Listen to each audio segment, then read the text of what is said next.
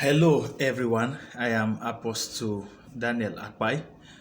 Welcome to my YouTube channel. I want to appreciate you. Thank you for subscribing to this channel. I believe that this broadcast today will bless someone that is watching me right now. Yes, today I'm going to be discussing about reasons why some persons told me never to marry my wife in 2011. Yes, I made a post earlier today on my Facebook and I promised that I was going to do a YouTube video to explain why some persons feel or felt I should not marry my wife. Before I proposed to my wife, I was a campus president in the university. I was the founder and the president of the fellowship, Rulers Campus Fellowship, precisely in Kogi State University. So, what happened is that when I proposed to my wife, when I asked her out, it was a student ministry. Some members personally came to me to tell me that, sir, we will not allow you to get married to this lady. I woke up this morning trying to reflect over everything God has done for me, how God has given me this precious gift that is my wife. And I asked myself that, what if I obeyed what people told me? What if I ignored my wife? What if I decided to let her be because of what people will say? I think I would have been in a deep regret today, because I woke up this morning telling God, thank you for my wife, for how she has been a good wife, a good mother to my children and all of that. So, why did they ask me not to marry my wife in our university days? Why?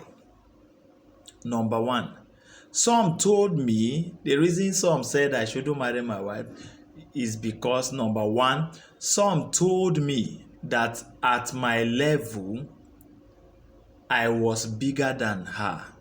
They felt, okay, you are bigger than this girl. There are other big girls on campus. There are other rich or wealthy girls on campus. There are other girls that should be in your class, not this particular one. So, of all people, what makes you think this is your wife? Why are you going for her? You see, the questions kept coming. People say, no, don't marry her. You are more than her level. She's just an ordinary choir member in your choir, that she did not deserve me, stuff like that. So that is the number one reason. Number two, the second reason is that some felt my wife then the elder brother of my wife was in the choir.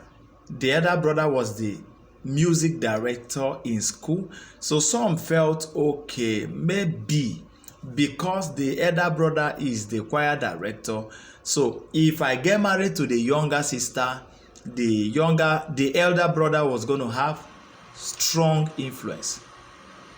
So they felt the elder brother was going to have strong influence over the choir or something. You know how some people think. And I made them understand, look, It is not possible.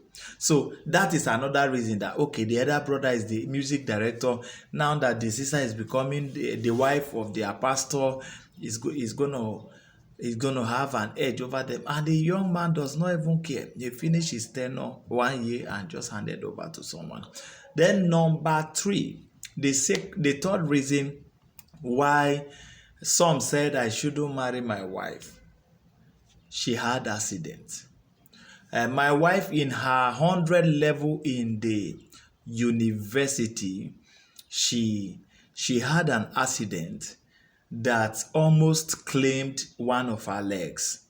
The bone on the leg was totally broken, that it was the flesh that was holding the whole leg. So it was that terrible. So even for months, my wife, in fact, then we're not dating, there was no relationship. She was just a unit member in the fellowship. In fact, I visited her once in an orthopedic home where the bone was being treated once. I visited her once, and that was all. So in fact, when we got married, she was opening up to me that she was even angry that why would the pastor visit her just once, that was not calling to know how she was doing. So I was this type that was careful with female students in my university days, female members. I was extremely careful. All right. So I wasn't calling like that. So she spent months in the orthopedic home where they were doing the, at a point, they took her to the hospital, and the doctor recommended that they put iron in the leg. Wow. It was when the doctor said they should put iron on the leg, because I remember the day I came to visit to pray for her in the orthopedic home, I met the mom there. So that was the first day I saw the mom. So when they now asked them to put iron in the leg because it was critical, that was when the mom called me and said, "This is so person's mother that I said, which of the member?" The mommy now explained. I said, oh, why is she? She said, no, that they are not fine, that they say they want to put iron in the leg.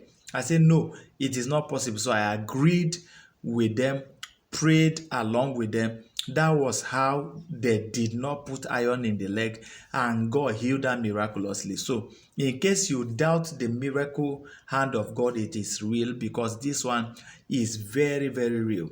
Imagine a bone that had divided into two. They needed to put iron. We say no, we agreed, and today she's healed and the leg is intact. So that particular period, she had accident. So along the line, she became a little bit better. She began to come to fellowship with crutches. She'll come with crutches in her armpit. There were times she was using wheelchair.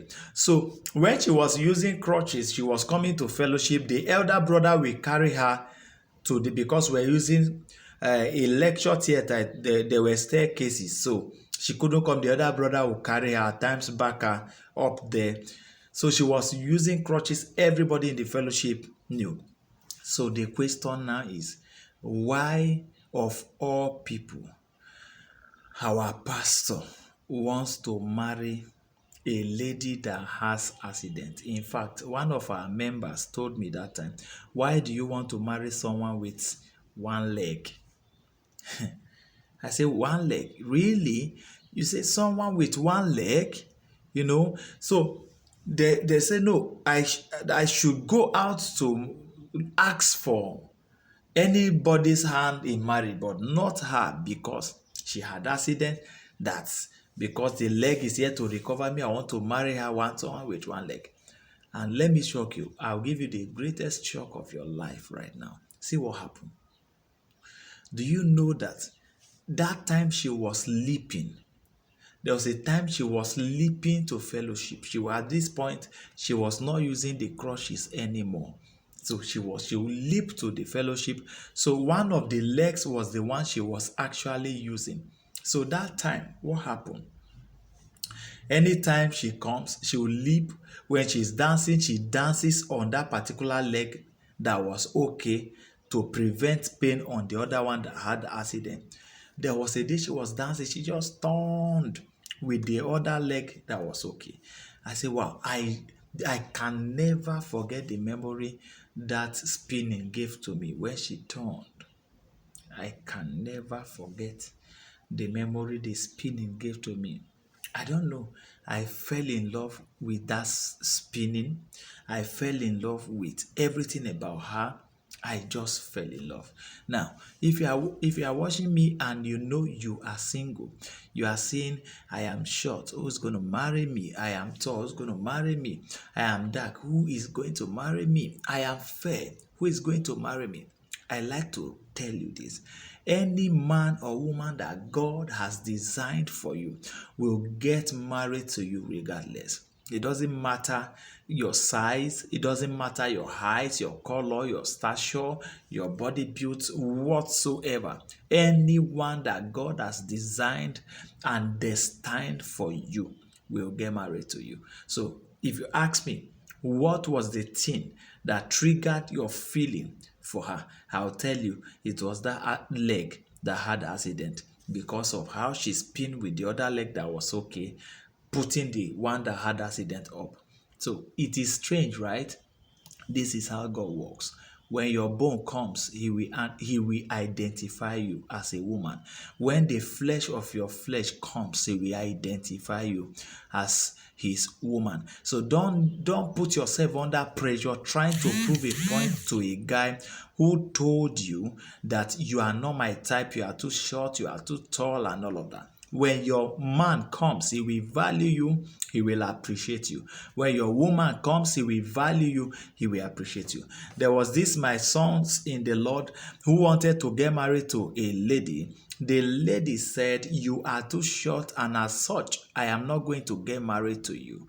And that was how the relationship ended. Guess what? Few months after that, the guy got married to someone who appreciates his height. Today, they are happily married, and I have never heard their report for once. Why? Because when you see your bone, you will identify it. When you see your flesh, you will identify.